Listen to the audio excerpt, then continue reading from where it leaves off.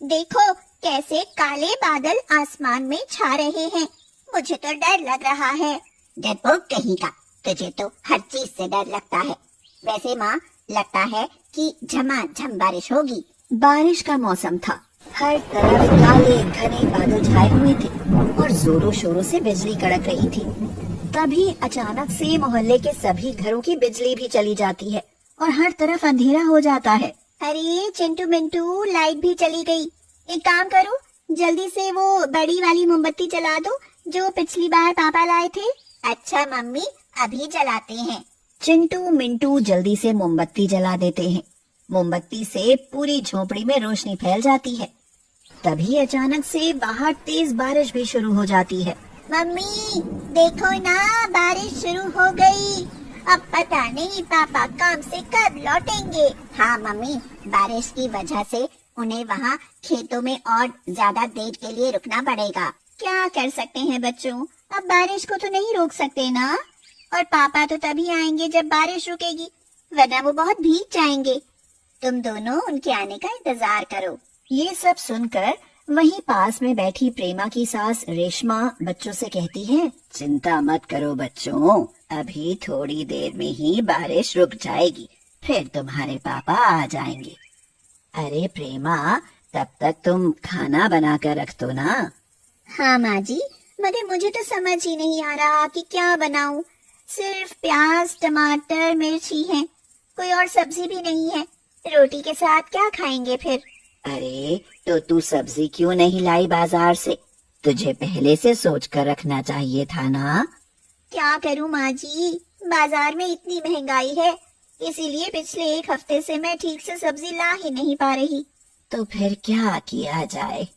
अरे हम तो कुछ भी रूखा सूखा खाकर जी लेंगे, लेकिन बेचारा रघु खेतों से भूखा लौटेगा तो उसे क्या खिलाएंगे? और वो दिन भर इतनी मेहनत करता है, उसे रूखा सूखा तो नहीं खिला सकते हैं ना। क्या बताऊं माँ जी, मैं भी इस बात से बहुत दुखी हूँ। ये पैसे की कमी तो बहुत सताती है। दोनों सास बहू इस बात से परेशान हो रहे थे, लेकिन तभी चिंटू कहता है, देखो ना माँ, बाहर कितना अच्छा मौसम है। इस मौसम में तो चटपटी मैगी खानी है। हाँ माँ, मुझे भी चटपटी मैगी ही खानी है। आज खाने में वही बना दो ना। अरे बच्चों, ये मैगी भी कोई खाने में खाने वाली चीज है भला? अरे ये खाना खाने का समय हो रहा है ना। नहीं नहीं माँ जी, बच्चे सही कह रहे हैं।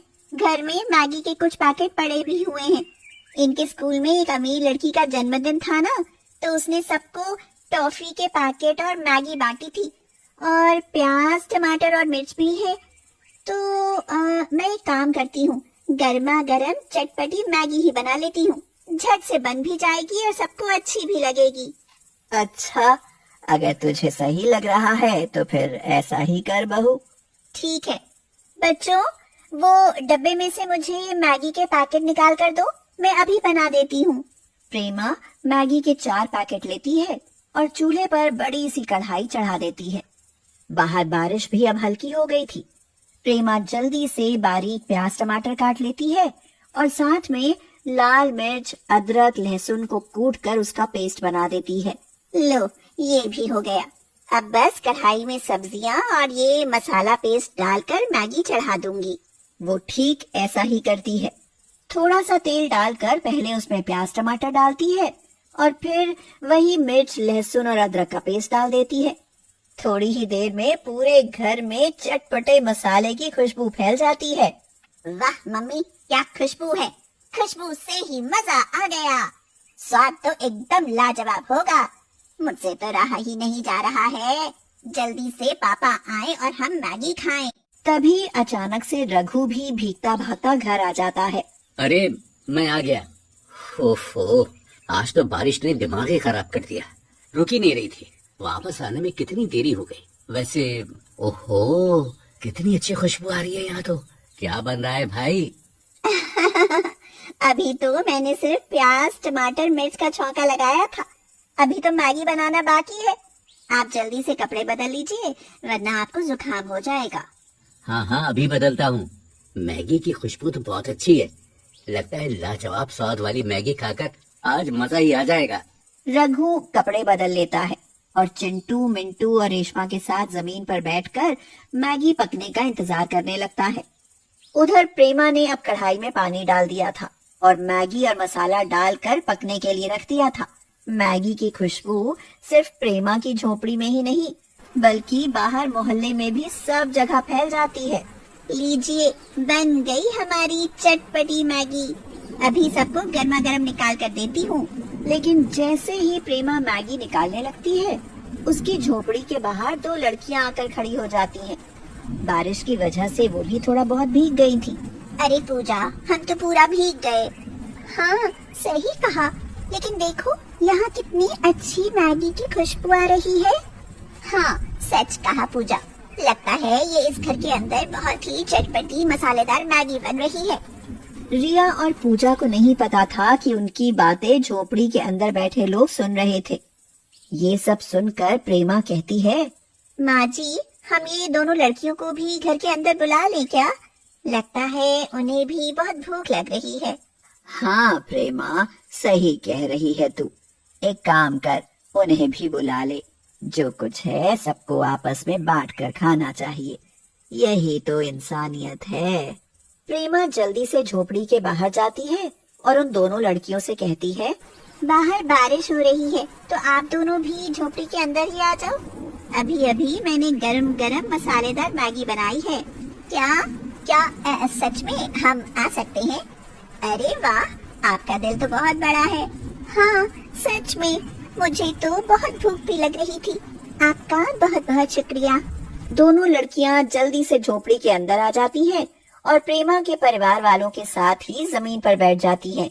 वाह, क्या खुशबू है। ये मैगी कितनी अच्छी दिख रही है।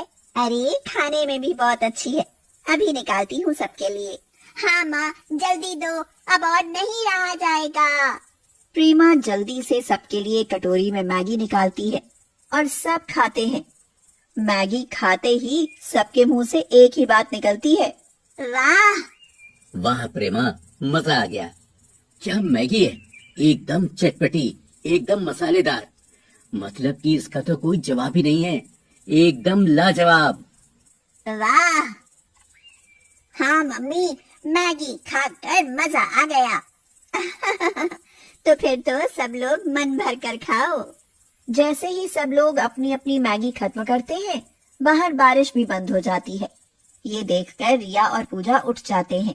रिया कहती है, सचमुच आप लोगों का बहुत बहुत शुक्रिया।